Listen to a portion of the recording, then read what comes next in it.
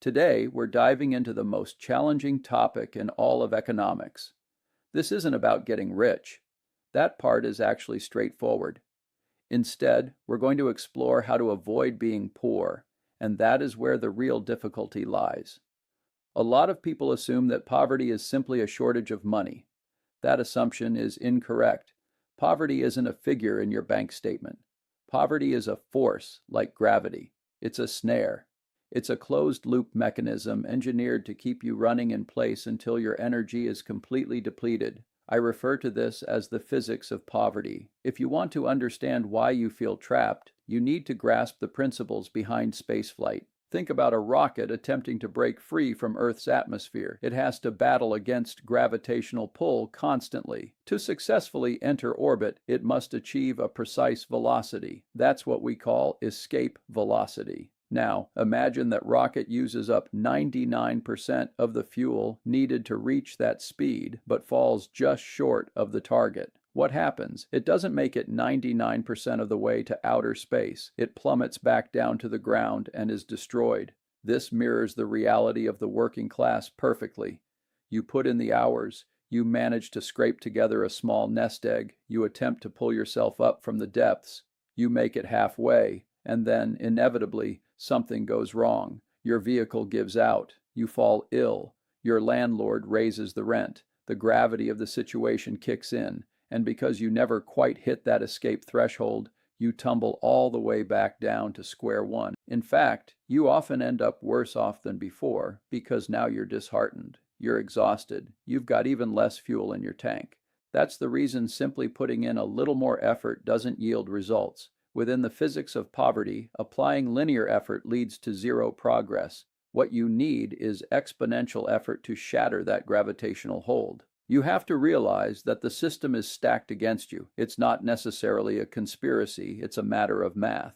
Poverty carries a high price tag. When you're low on funds, everything you purchase comes at a premium. You can't stock up in large quantities, so you end up spending more per unit for groceries. You can't invest in sturdy footwear, so you keep buying cheap shoes that fall apart every single year. You can't afford routine dental care, so you delay until a tooth becomes infected and you're forced to cover the cost of an expensive procedure. This phenomenon is known as the Vimes boots theory of economic disparity. The system essentially fines you for being financially disadvantaged. You get hit with late payment penalties. You incur overdraft charges. You're subjected to exorbitant interest rates because lenders view you as high risk. So you're essentially sprinting with a weighted vest while the wealthy glide along with a tailwind. And here's the most insidious aspect. Poverty isn't just an external condition. It becomes internalized. When you remain trapped in this cycle for an extended period, it physically alters your brain function. It rewires your neural connections. It forces you into a perpetual state of high alert, fight or flight mode. Your cognitive function actually declines measurably. You stop being able to plan for a decade ahead because you're consumed with surviving the next 10 minutes. You shift from being proactive to purely reactive. This creates the poverty loop. Low income generates chronic stress. That stress leads to poor judgment calls. Poor decisions prevent you from accumulating assets, and a lack of assets locks you into low income. The cycle repeats endlessly. It's a perfectly self-sustaining vicious circle. But escaping is possible.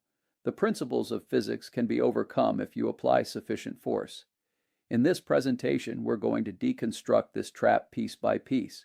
We'll examine the 5 specific constraints that anchor you down. We'll analyze the scarcity tax that drains your mental capacity. We'll explore the dopamine trap that siphons away your money. We'll dissect the linear income trap that consumes your most valuable resource, time. Finally, I'll lay out a blueprint for constructing your own engine, the method for generating the necessary escape velocity to break free from the atmosphere of poverty for good. Once you achieve orbit, everything transforms. The constant friction vanishes.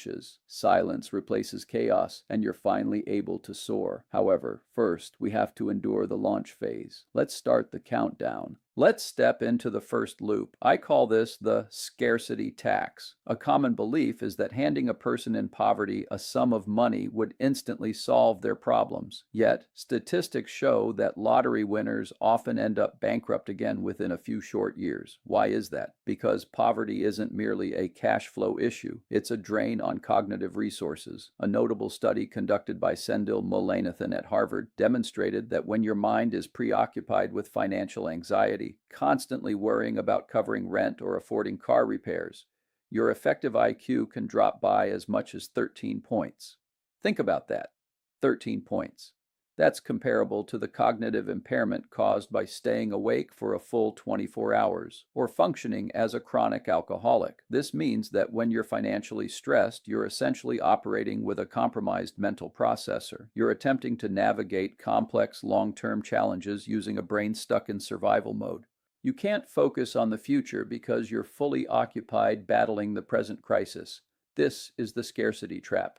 With limited mental bandwidth, you're prone to suboptimal choices. You might resort to a high-interest payday loan because you require immediate cash. You might opt for cheap, unhealthy food because it's quick and fills you up. It's not that you lack intelligence, you're simply mentally depleted, and the system is designed to take advantage of this vulnerability. Let's revisit the Vimes boots theory for a moment. The premise is simple. A wealthy individual can afford to spend $50 on a pair of high-quality boots. Those boots might last a decade, so their annual cost is effectively $5. A person with limited funds, however, can't spare $50 up front. They have only $10, so they purchase a cheap pair. Those inexpensive boots wear out after a single year, so the next year they need another $10 pair. This pattern repeats. Over 10 years, the poor individual spends $100 on boots, while the rich person spends only $50.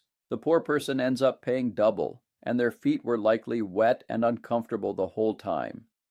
That's the mathematics of being poor. It's expensive. You get hit with late fees. You get hit with overdraft charges. You pay inflated interest rates.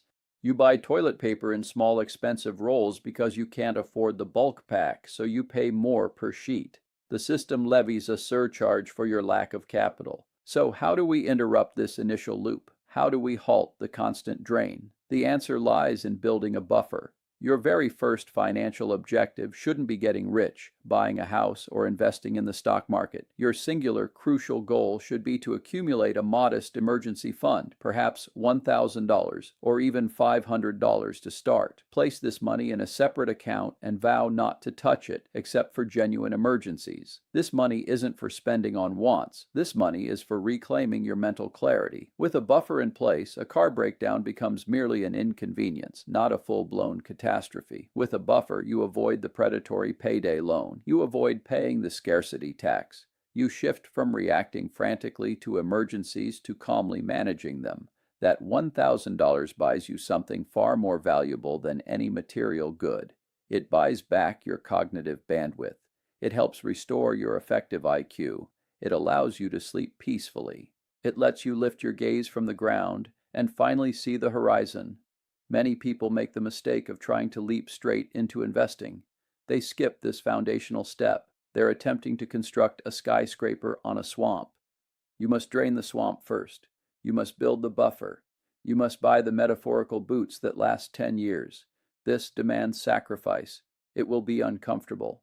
For a few months, you might need to live like a monk, but you're doing it with a clear purpose. You are purchasing your freedom from the scarcity tax. Now we move into the second loop. This one hits close to home emotionally. I call it the dopamine trap.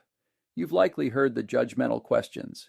If you're struggling financially, why do you own the latest smartphone?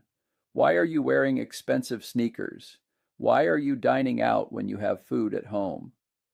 It's easy to criticize from the outside looking in. But let's consider the underlying biology.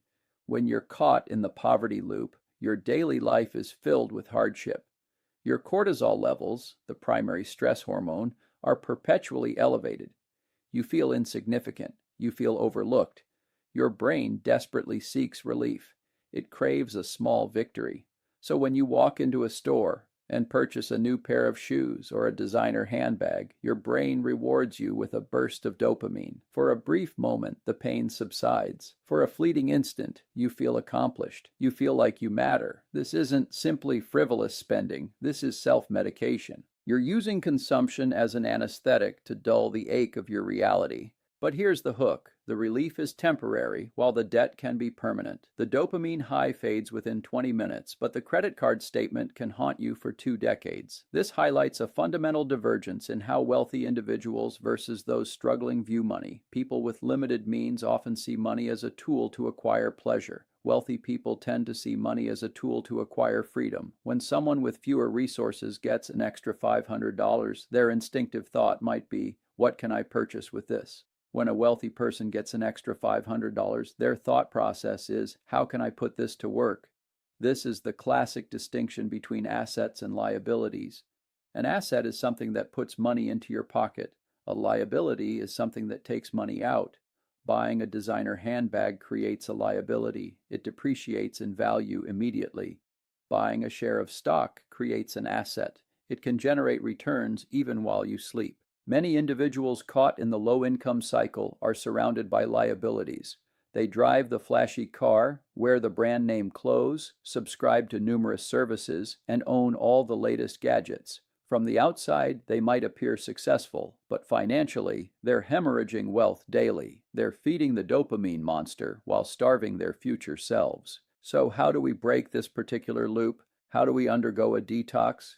The answer is to enter what I call monk mode. This is a temporary period of radical simplification. It's not meant to be permanent. It's a short-term reset for your brain's reward circuitry. For the next 6 months, you cut out everything non-essential. Cancel streaming services, stop eating restaurant meals, pause clothing purchases, drink tap water instead of soda, walk or use public transport instead of ride shares.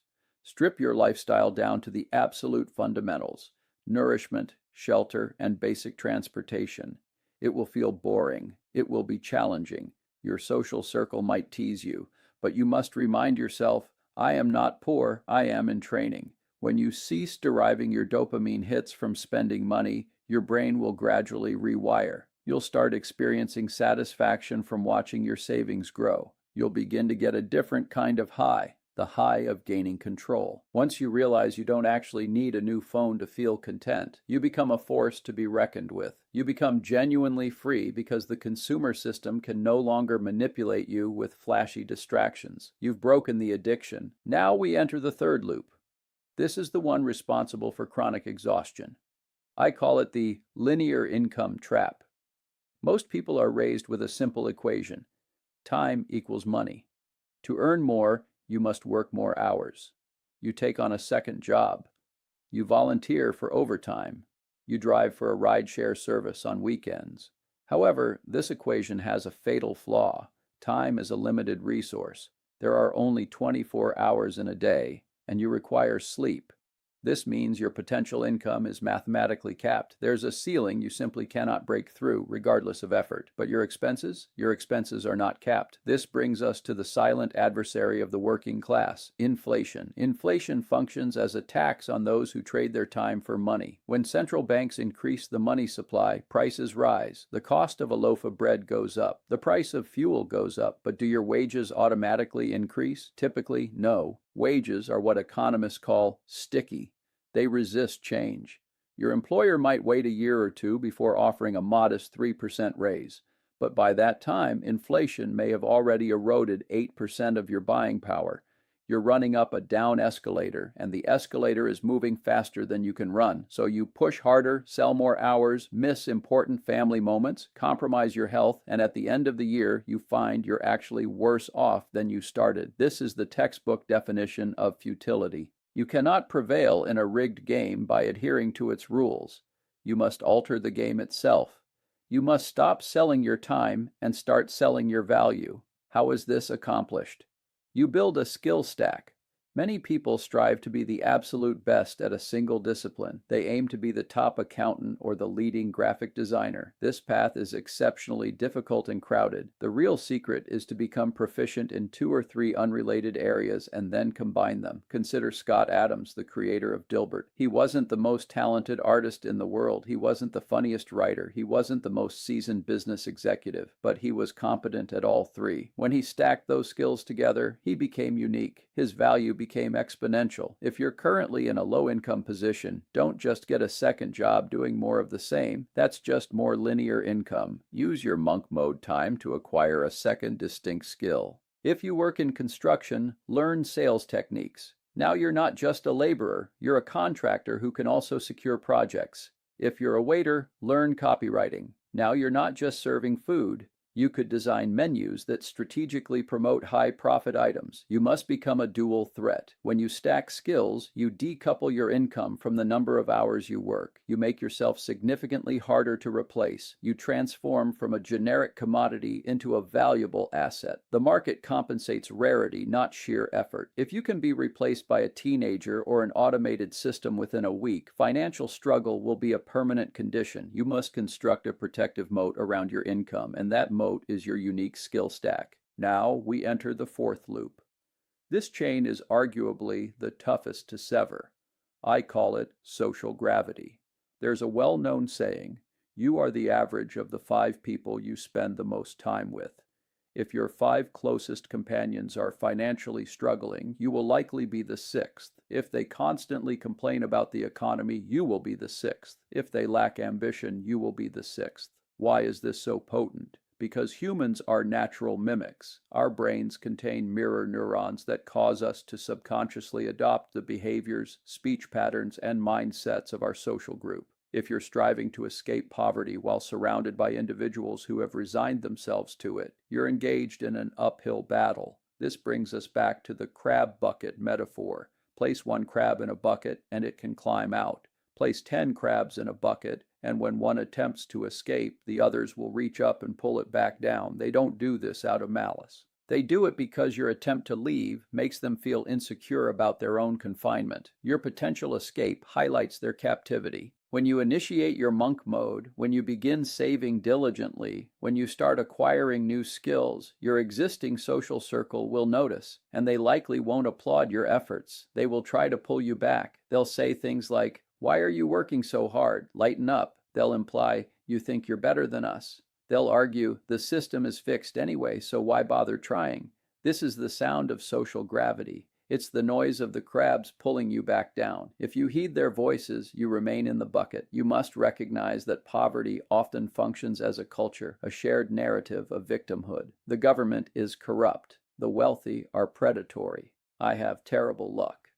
This narrative provides comfort. It relieves you of personal responsibility, but it simultaneously keeps you trapped. So, how do you break this loop? You must practice deliberate protective isolation. I'm not suggesting you mistreat your family or abandon childhood friends. However, you must safeguard your mental space. You cannot afford to spend hours each day listening to relentless complaining and negativity. That is mental poison. You need to find a new tribe. Now, you might protest, "But I'm not wealthy. Successful people don't want to associate with me." That's a fair point. You can't simply walk into an exclusive club. However, you live in the age of the internet. You can access virtual mentors. You can spend your time in the company of thinkers like Charlie Munger. You can learn from Einstein. You can engage with the greatest minds throughout history. Read their books, watch their interviews, listen to their podcasts. Let their voices and ideas drown out the noise of your immediate physical environment. When you read a biography of a highly successful individual, you're essentially downloading their mental framework into your own brain. You're hacking your mirror neurons. You're choosing to become the average of the authors you read, not necessarily the people living next door. This is the method for escaping the gravitational pull of your postal code. You construct a new aspirational neighborhood within your own mind. Finally, we arrive at the 5th loop. This is the true engine of wealth creation. I refer to it as the compound void. Albert Einstein reportedly called compound interest the 8th wonder of the world. He said, "He who understands it earns it. He who doesn't pays it." If you're trapped in the poverty loop, you are almost certainly on the paying side of that equation. You're grappling with credit card debt at 20% interest. You have auto loans. You have student loans. The mathematics are working directly against you. Each day you wake up, you are slightly poorer than the night before, even if you spent nothing. You're paddling a canoe upstream against a current stronger than your arms. The wealthy reside on the other side of this equation. They earn compound interest. Their money is invested in diversified funds like the S&P 500, in real estate, or in businesses. Every day they wake up, they are slightly wealthier than the night before, even if they remained asleep all day. This is the snowball effect in action. To escape the low-income cycle, you must transition from being the person who pays interest to being the person who earns it. You must cross that line. How is this achieved? You need to follow the 3 stages of escape. Stage 1 is survival. This is where you stop the bleeding. You reduce your spending to the absolute minimum. You use your monk mode savings to aggressively pay off any high-interest debt. You eliminate the vampire that's draining your resources. Stage 2 is accumulation. This is where you begin acquiring assets. And I don't mean a primary residence or a new car, I mean productive assets. You take a modest amount, maybe just $10 daily, and you consistently invest it into a low-cost index fund that tracks the broad market. You ignore the daily market fluctuations. You ignore the get-rich-quick schemes. You simply buy a small piece of the overall economy and allow it to grow over time. You're building your own financial snowball. Initially, it will seem insignificant. It might even look pathetic, but you must trust the mathematical principle of compounding. Stage 3 is freedom. This is the pivotal moment when your accumulated assets generate enough passive cash flow to cover your essential living expenses. This is escape velocity. The instant this occurs, you have permanently broken the gravitational pull of poverty. You no longer need to sell your time merely to survive. You now have choices. You have regained your dignity. Let's take a moment to review the poverty loop. We've discussed the scarcity tax that depletes your mental energy. We've covered the dopamine trap that exploits your brain chemistry. We've examined the linear income trap that limits your earning potential. We've addressed the social gravity that pulls you back down, and we've analyzed the compound void that either works for or against you. These are the specific chains that bind you. However, remember this crucial point. Chains may be forged from metal, but they are ultimately secured in the mind. The door to the cage is unlocked. It has always been unlocked. The system wants you to believe you must stay inside. Your current social circle may want you to stay inside. Your own fear certainly wants you to stay inside, but you now possess an understanding of the physics involved. You have the roadmap. All that remains is summoning the courage to step through the door and walk out. That's the only thing standing between you and freedom. Thanks for watching.